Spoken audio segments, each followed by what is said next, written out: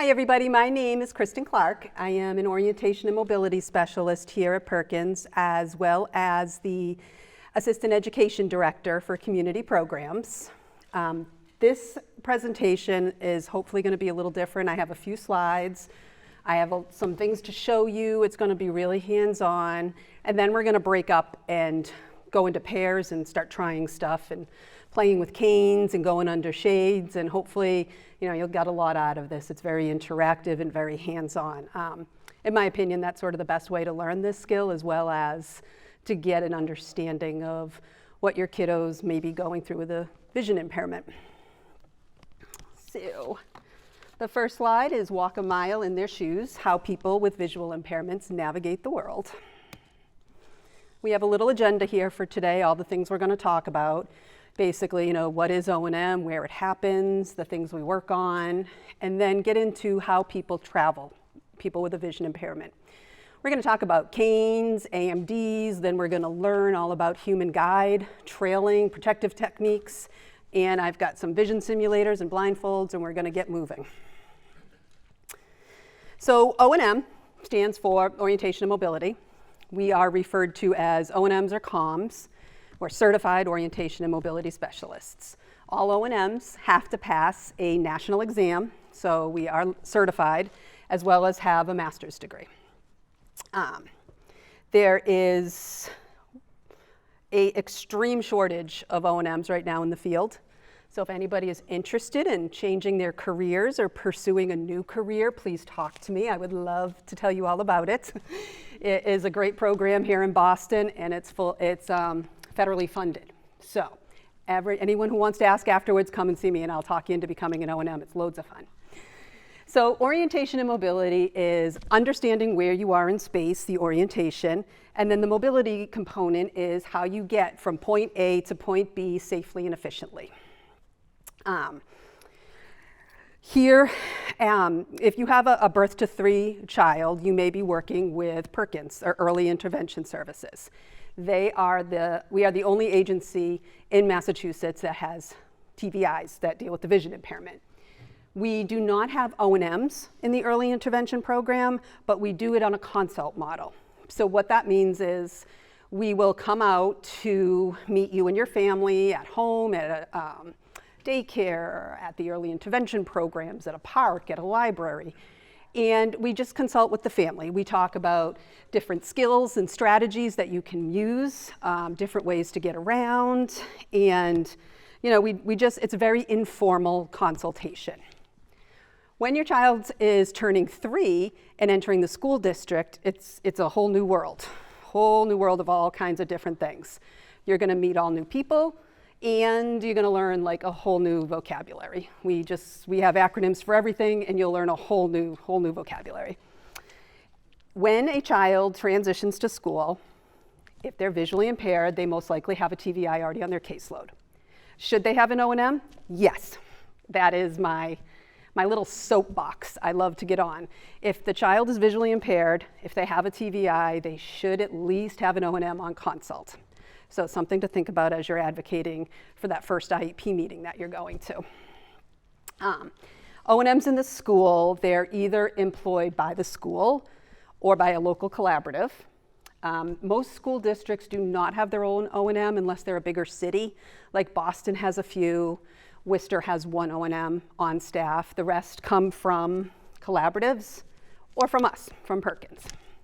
Students can go to school here on the campus, be residential or day students, but we have community programs, which is a whole division of itinerant teachers, itinerant TVIs and O&Ms. And they go out and they work with your child in their local school district. They see your child at home in their local playground, in their local streets, working on community. So they are out working, keeping these kids in their school districts so they can continue to go to school with their siblings, their friends, and everybody else, which is just really important. Excuse me. Right now, our community programs, we are in about 80 towns around all of Massachusetts, Rhode Island, and a little bit in New Hampshire. So our Perkins staff really spread out. We're really all over the place. We service Between infant, toddler, and the school age, we've got about 1,200 kids on our caseload. So we are out there and in the community. O&M, like I said, kind of touched upon, it occurs everywhere.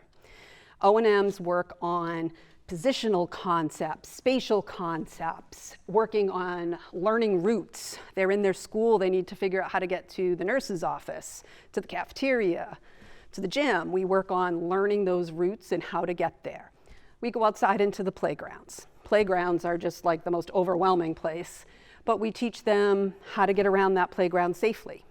And we work with the teams in the schools to make sure they have different accommodations in place to keep the child safe. As the child gets older, O&M changes, and it's kind of the cool thing. That's why I love it so much. We'll be in the elementary school, you've got the little kids, you've got the playgrounds. As they're getting a little older, you might see us in gym class working with the PE teachers. Then as they're getting older, they're expanding more. You know, they want to go and walk with their friends through the neighborhood. We're going to work on street safety, street crossing, how to navigate an intersection, how to go to the local Starbucks and read the menu. How are they going to pay for that Starbucks? So we work on so many skills. I don't know if you all had the pleasure of going to the ECC one with Courtney just recently about outreach, and she talked about the expanded core curriculum. O&M is part of that expanded core curriculum.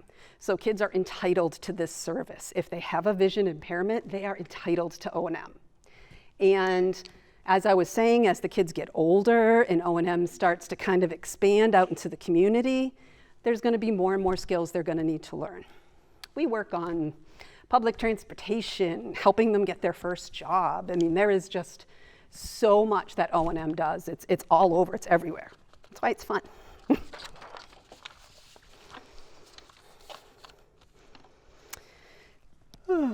Many times, one of the bigger questions that comes up, for me anyways, as an O&M, is wheelchairs and O&M.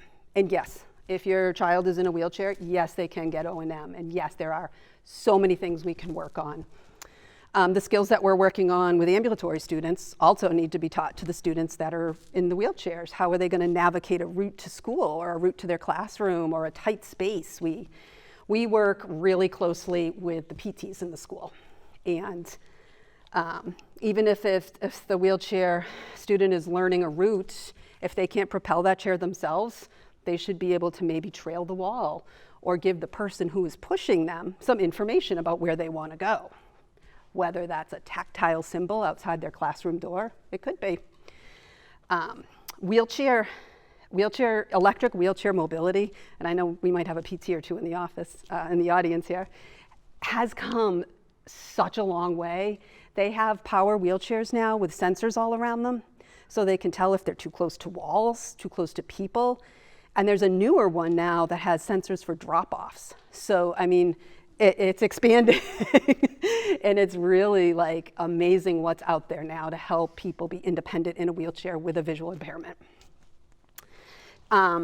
There is a handout when you scan your QR code for the session. There should be some handouts there.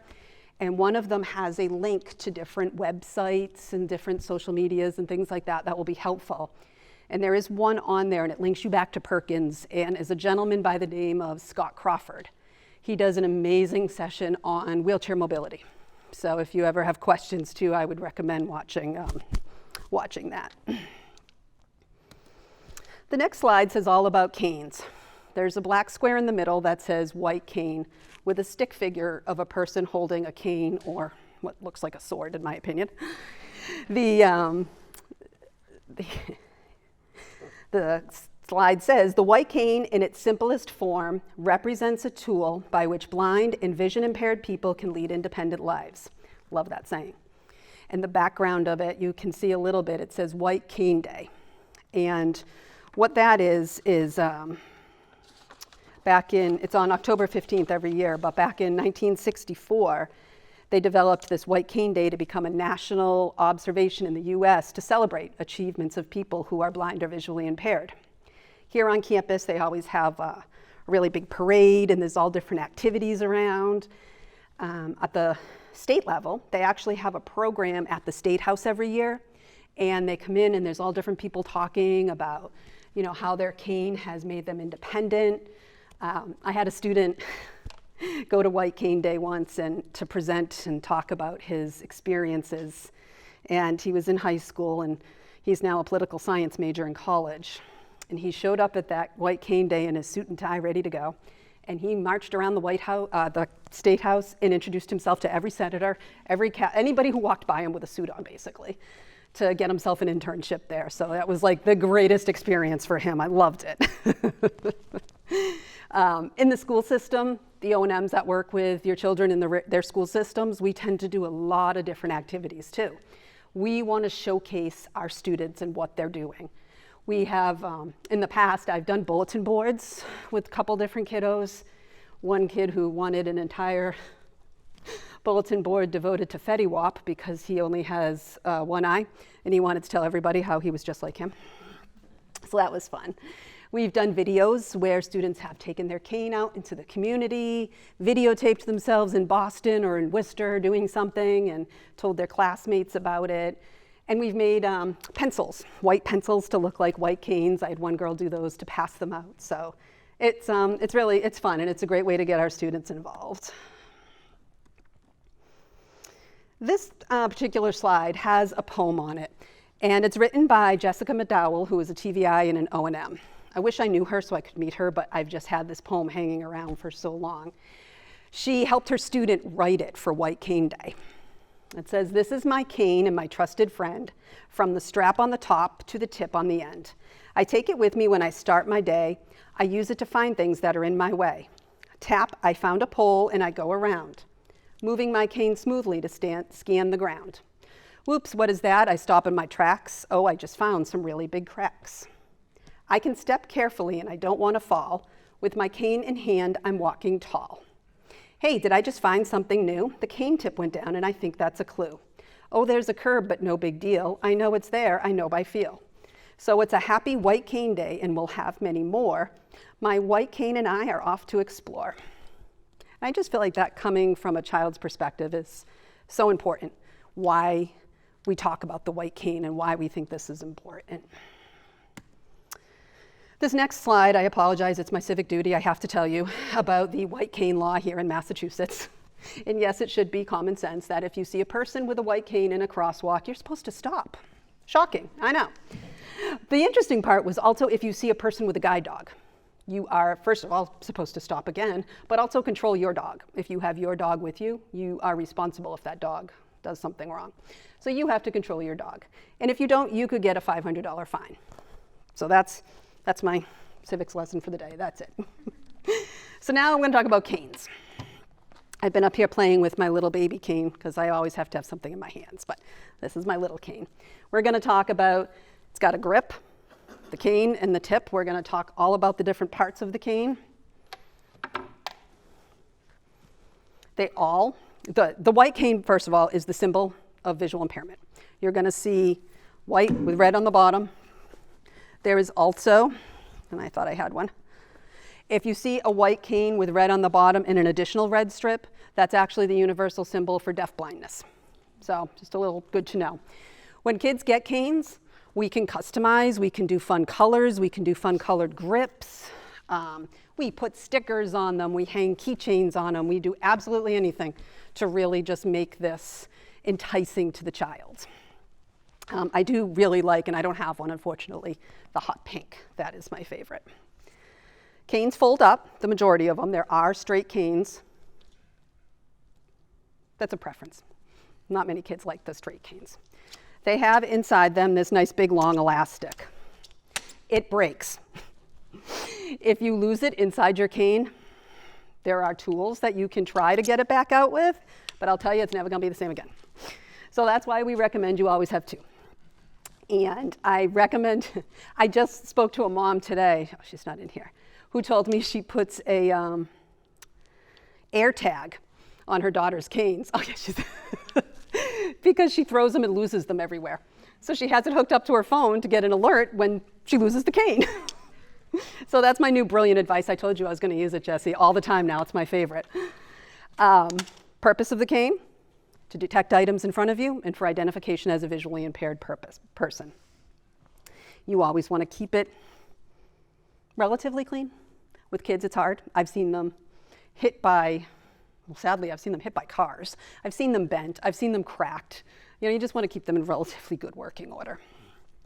The tips on the end, we'll get into those in a little bit, but there's all different types of tips that you can have on the end of your cane. Let's do this. Yeah. These are our different types of tips. Marshmallows and ball tips, they roll. They're nice and, roll along nicely here. They'll nice and smoothly on the ground when you're using your cane. They're easy to use. It's I wrote on here, decrease in getting stuck. And when we get up and start using the canes and playing around, you're gonna see what I mean. You're walking along, sweeping your cane, all is good, it gets stuck, and you get what I call the gut punch. You're gonna get the cane in the belly. This type of cane tip helps to decrease that a little bit because it's smoother and it just rolls along. The pencil tip, yeah, I don't like that one, I like this one. This little white tip on the end.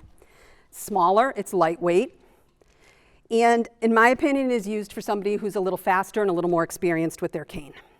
This is gonna jab a lot, this is gonna get stuck a lot. This I've seen with a lot of people. I used to work with adults, and I had a couple really fast walking adults who did really well with this kind of a tip on their cane. I don't know why, they just did much better with it. And then there's also a glide tip, it's metal. And the advantage to that, again, it's lightweight, it rolls, and it's nice and smooth, but it gives a little bit of extra auditory feedback. So they can tap the metal on the ground and get a little something else. These tips, when I was talking about keeping the cane, relatively clean and in good working order, they wear down. So they need to be changed. Depending how often your child uses a cane or how much they walk, it can wear down in a few months or it might take a couple years. These are my fun samples of a regular cane tip, brand new, looking nice and smooth, and it rolls around to what it looks like after a few months. And it's kind of wobbly, doesn't move too well. This one's my favorite. This is a marshmallow tip. Again, nice and smooth, and it rolls around, and you're pushing it on your cane, it's great. Then it looks like this, doesn't move. This particular kid, I just took this off of recently. I said to him, I think you need a new cane tip. No, I don't. Yeah, you do. No, I don't. I said, okay, just feel it, tell me what you think. And he felt it and wanted to know where the other half went. So they do become little, I call them little shivs, little weapons, so you want to be careful. This is another favorite. This is a pencil tip. This was the pencil tip. I don't know how this person didn't get impaled with their cane, but they were using it. So, and another example of the ball tip that turns into a little pointy weapon. As you'll notice, we have a red and a white, student preference, whatever they prefer to use. I've had a lot of luck with the red, with students with CVI, helping to attract some attention to that lower visual field. So that's why we have that one.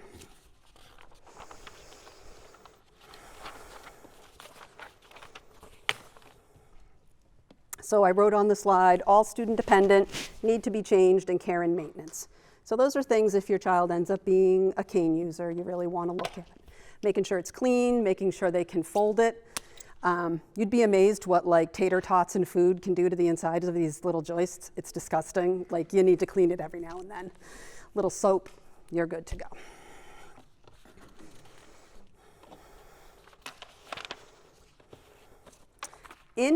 I've referred to your handouts a couple times, and I want to go over them real quick. You will find in there some handouts that have pictures and descriptions of everything we're going to go over. We're going to talk about human guide, trailing, protective techniques. These are all in your handouts, so you'll have a copy of it to look back at. There's also this great list of helpful links, websites, social media for O&M and vision impairments. Basically what I did was I polled all my friends in the field, everybody with kids that have vision impairments, and kind of got their list of favorite places to get information. Perkins is on there, And I did link the wheelchair mobility session with Scott Crawford on there, as well as some information about the white cane. Goes through Wonder Baby, Parent Mobility, Family Connect. I don't know if any of you have actually gone onto those websites, but there is some amazing information on there. Games, ideas, advocacy skills. And Parent Mobility is my absolute favorite because they do activity calendars.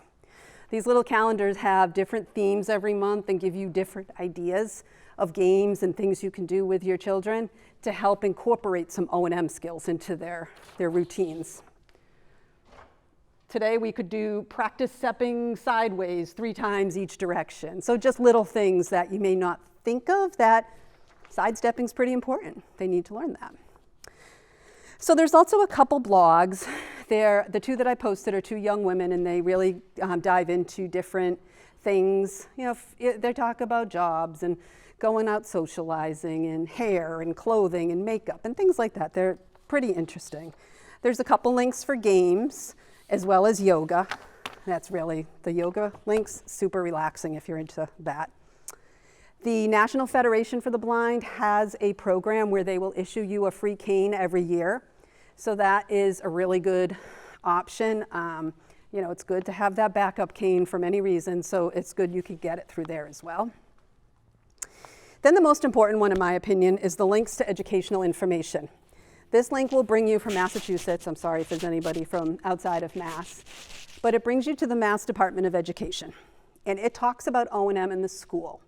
And it explains, it breaks down that O&M is the only service that does not just occur in your school. It's also going to occur in the community. That is a big chunk of what we do. So it talks about how we have to see students in unfamiliar environments, take them out into the community.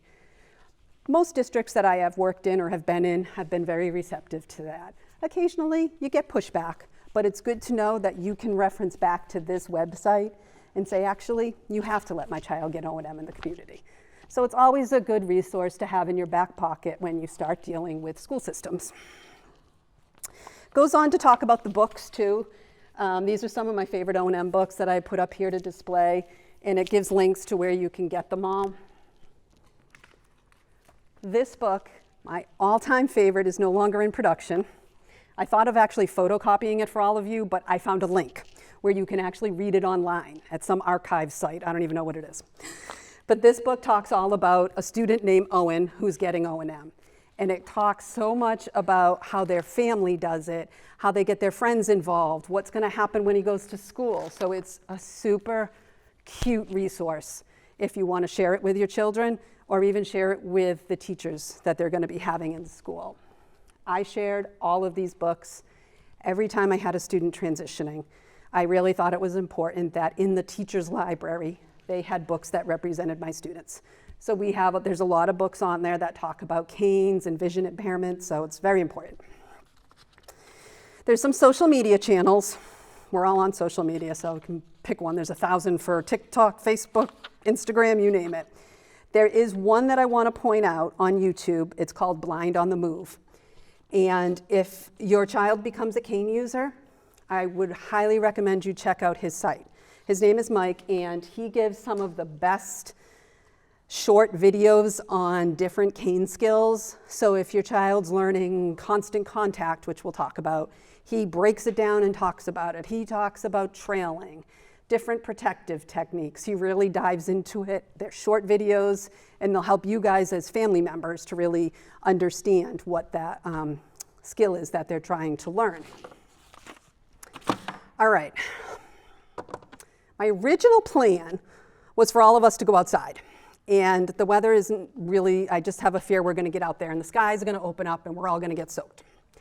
So we're going to have to kind of work it out in here. The first thing we're going to go over is what's called Human Guide.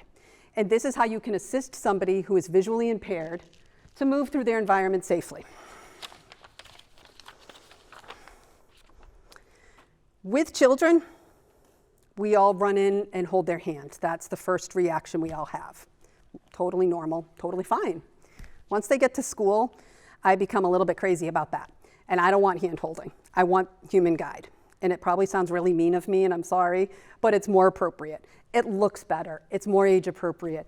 So I teach all of the staff how to do human guide. And you all get to learn now. So excited. So I need who's going to be the dreaded volunteer? Come on up. You went way too easy. You get to be under shades. I make it a point to do this with all the teams, all my new students, all their teachers. You know, many times you've got a kid coming into school, it could be the first time this teacher has had a visually impaired kiddo in their classroom. So this is what we do. Okay. I'm actually going to have you come over here and sit down. There's a chair on your left. Have a seat. I start off every lesson, I hope you're okay with this, Joel, by doing the same thing. Okay, Joel, we're going to take a walk. Come on.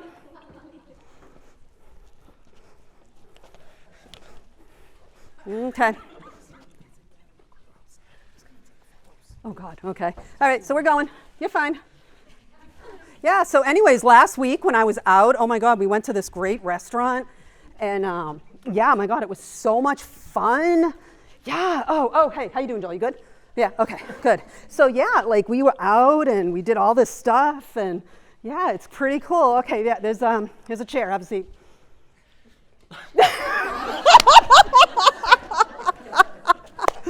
Okay, you can take the blindfold off for a minute. That was awesome. How did that feel? Very nerve-wracking. Yeah? I felt like I was going to walk into something. Yeah, that is the hand holding. Exactly it. When you're holding someone's hand, you're just sort of dragging them along.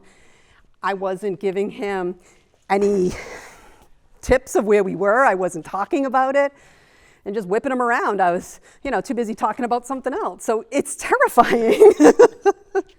Okay, have a seat in the chair now. I'm telling you, that's my favorite thing to do with teachers. I love doing that. All right, you can put it back on. Now we're going to go about it the right way. You're a really good sport, thank you. All right, I'm going to have you stand up. Okay, I'm going to have you turn and face the group. All right, sighted guide. I'm his guide. He's going to hold my arm. We're not holding hands. We're not looping, doing the grandma, grandpa thing here. You're going to take your hand, hold my arm like you're holding a can of Coke. Got it? Okay. He's behind my shoulder. He's not next to me and way over there. I'm right in front of him. My body position is here, so I can be the buffer. Anybody's walking into anything, it's me. He's not going to get hurt. And that's what we want. So as we start walking, I'm going to talk him through this, tell him what's going on, what's happening, what's around us. My arm is going to stay next to me. He's going to keep his arm in that 90-degree angle right in front of him. We're walking along. We're the distance of like 1.5 people. We're not taking up a whole hallway. We're just our nice little tiny group here. All right, so we're going to turn 1/4 to the right. All right, now we're going to start walking. Keep your arm tight. Okay. And we're going to go past the cameraman. He's on your right-hand side. Good job. Now we're going to come up. We're coming up the hallway. It's kind of an incline. You can feel you going up. We're walking to the back of the room. Great. What we're going to do is go through this doorway. And we're going to bang a left. Good job. We're going to keep walking. Now we're outside of the classroom, outside of the room. There's a stairway to our right. We're going to take a left. And this time we came back in the other side of the room. So we're actually going to go down a hill now. You're going to feel the decline. And you have a wall on your right. I see you're kind of already jumping ahead and trailing it on me. Okay. I'm going to walk towards your left. Nope, hang on to my arm. Do not let it go. We're going through a little bit of a tight space. We're going to go to the left, past our flower arrangement here. We're going to turn and we're going to face the group again. And you did it. You can take your blindfold off. How'd that feel? Better. Much better? Yeah, I kind of knew where I was and had an idea of what was around me. Mm-hmm. And it's so important you're talking him through it. I'm telling him what's happening. He knew there was a wall on his right. And when you're underneath that shade, you can kind of tell there's something there. There's that like sense that there's a wall, but he did great. He found the wall that was there. There's two other little things I want to show you real quickly with Human Guide. So blindfold again. Excellent. All right, I'm going to have you take my arm. All right, again, we're back into this position again. We ran into a situation over by the camera, as well as by this display of flowers here, where we were a little too wide for the space. So what we want to do, it's called a narrow passageway. I'm going to have you turn to the right a little bit, and we're going to walk. And what happens is, okay, so we're 1.5 people. That's too much. We kind of need to squish together a little bit.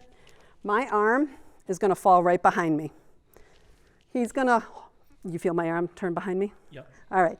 That tells him to get behind me a little bit more. So we're walking in a much more narrow position. And that allows us to go through this little space. We're going to take another left too. Now we're going down an aisle. We're going to stop. I'm going to put your hand there and put your hand here. You're going to have a seat. Okay. By putting his hand on the seat, lets him know where the seat is so he can sit down and have a seat. When the kids are in school, we teach them how to do that in the classrooms, let them know where their desk is, where their chair is. All right, you're free now. 100% you are free. You're done.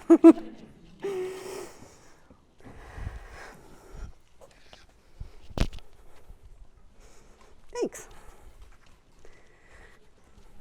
So that is Human Guide. And that is also what I really push my teams to do instead of holding a student's hand and holding their hand through the hallways. That looks better, and I think you can agree, it feels better. You're not being dragged. Hi. Yeah, so modified grip. Instead of them holding on to my elbow, they're going to hold on to my wrist. So I'll walk just like this, and they'll be right here on my wrist. And again, it's not the little hand holding. Yep. Yeah, I work with all the families, make sure they understand how to do it. And honestly, the natural instinct for the parents is to hold their hand. But as long as they understand the concept of how that felt, walking hand in hand, and how much he's sort of free falling in space there. Like if you can't see, you're not sure where you are in space. So it is a little bit better to have them tight and pulled in.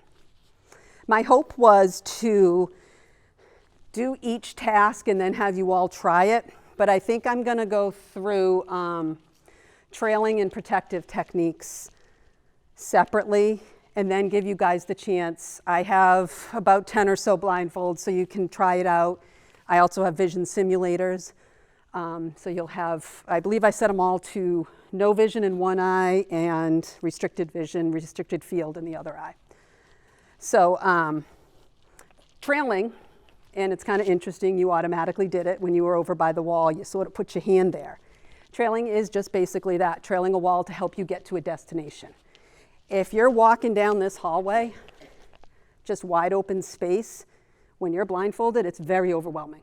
Very like you're just lost in space. Having your hand on that wall and just being able to feel that wall and travel along it allows you to be more grounded and able to follow a path so you can go right along your destination. We do this in schools all the time.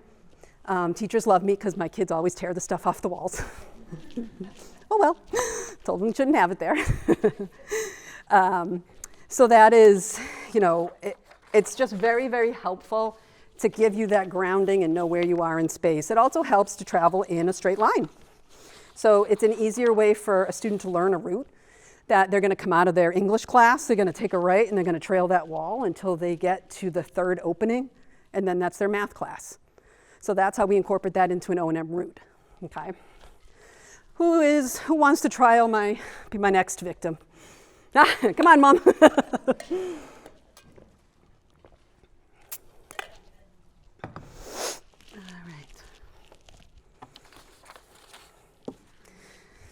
I'm going to have you come right over here.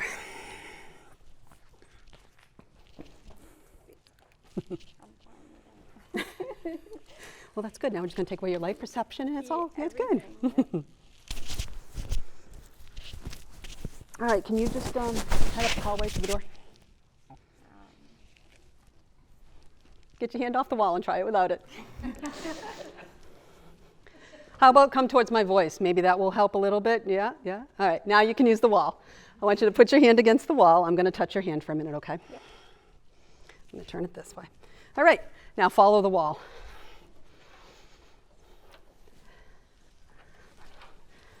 You'll see she's walking a little better. She's not kind of as got that wide base of support going. Good. I'm going to have you turn around and go back down now. Excellent. You're like an expert. Wouldn't you want to be an O&M? Come on, it'll be fun. I thought about going back. See? Yeah, actually so short. Well, you could be dual certified. You know, it's just an extra year. It's really not that bad. You feel the difference in the wall? Yeah, you're kind of hesitating a little. Yeah. Because it's going The floor, you're going down. Great, and I'm going to have you stop right there. All right, you can take that off for a minute. How'd it feel randomly walking up the middle of the hallway versus trailing? Yeah. Kind of just like, Yeah. yeah. And your feet got wider? That's how my daughter walks. Yeah. Yeah. Yeah. It's that base of support. You instantly do that because you feel like you need more support while you're walking. So that is very normal. Versus when you put your hand here, you kind of brought your feet in. You weren't exactly moving quickly, but you picked up the pace a little bit, which is great. So the final thing, we're going to do the hand demonstration. Do you mind? No. All right. These are called upper and lower protective techniques. And with kids, we tend to say bumpers, put your hands up, put your bumpers up. What do you have? Safe hands. Safe hands, yep. So what it is basically protecting the face, protecting the body. So your hand comes up in front of your face, palm out. The reason palm out, it's not going to hurt as bad when you bang into something. In this way, it's just going to give you a little extra protection. So, what we're talking about with those, you're outside, you're walking down the sidewalk, there's a low tree branch. These happen all the time. Normally I carry scissors and I'd cut them down, but neighbors don't like that. But if you say hands up, bumpers up, they know there's a tree branch and they need to protect their head.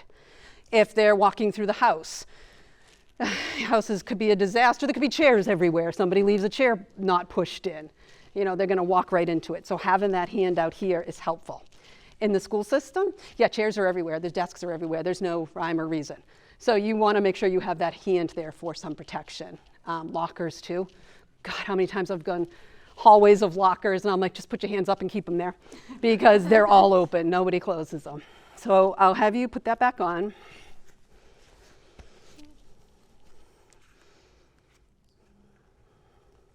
Okay, face my voice. Put your upper hand, perfect, and your lower, and just start walking towards me. See how it sort of just gives you that, your arm instantly sort of does a reaction. Okay, good. That's all it is. It's very, very simple. It's just going to teach the kids, hands up so they don't get something in their face. It's like a wrestling match. Okay. All right, you can take that off. You're good. But that's it, and it kind of gives you that pushback too. So that's your upper and your lower protective techniques, or your bumpers, or your hands up, or however, you know, whatever phrase you use to get your child to really understand that. All right, let's have some hands-on time. You can pair up. I'd love to see everybody practice at least the human guide part of it. I do have, in my shopping cart, I've got some blindfolds as well as the vision simulators. These look really attractive on, so please wear them. Black on, it's no vision on one side, tunnel vision on the other, or cataract or myopia. So you can kind of get an idea of what it looks like. If you had the pleasure of going to the expanded core curriculum, she used the same pictures that I do. So when I try to describe different vision impairments to people, I use the same pictures. There's your normal vision picture. Then we get into glaucoma, or somebody who has no peripheral vision, only in that central vision. That's what they're going to see. Diabetic retinopathy, or the spots in their vision, this is what that exact same picture will look like. Macular degeneration, so it's loss of your central field. You have some peripheral, no central. And cataracts, everything is basically a blur. And back to the beginning. So just to kind of give you a real quick overview, and this is quick. Every kid is different, every diagnosis is different, every variation is different. So if you think every person with glaucoma sees like this, they don't. My mother's glaucoma, one eye, no vision, light perception only. So it's very different for every single person. But it's sort of just like a quick overview of what somebody might see, and that's how we use the vision simulators. It's not to say that every person who's totally blind sees like that. It's all a spectrum, so just remember that if you try the simulators. All right, so let's try to break up. I got a really big group, and I'm happy about that, but I'd love to see everybody pair up and try sighted guide.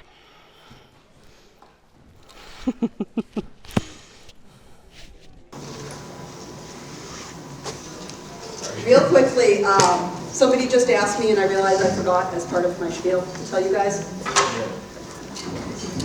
about an AMD. This is an adaptive mobility device, or pre-cane. This is made out of PVC piping, and we make them here on campus. We have this amazing adaptive device center that makes these, but also all of our O&Ms also know how to make them. We are pros with PVC piping and cutters. It's amazing what we learn in this field. But we make these individually, and they're made for students who might not be at a cane level yet, whether it's a balance, a gait, coordination, anything. This is what we'll give them. And it rolls along just like the cane does with two hands. We've done different, configurations of this. We have some that look like a T. It doesn't have the sides on it. It's like one down the middle. We make them where there's an additional piece that comes out that the staff or the parents can hold on to. So if we want to do one of these with it, mom and dad or the teacher has a hold of it. They actually, and I was thinking of you guys, they also make that for a cane. They have adapters that come out and that another person can hold on to. So if somebody wants to whip that cane, it's there. But other than that, that is my spiel. I really hope you guys, got some good insight into what O&M is, what's going to happen with your kiddos when they transition into school, and what things you can look for and ask for in school. I'm here. I'll stick around for a bit, so if anybody has any questions, feel free. And thank you guys.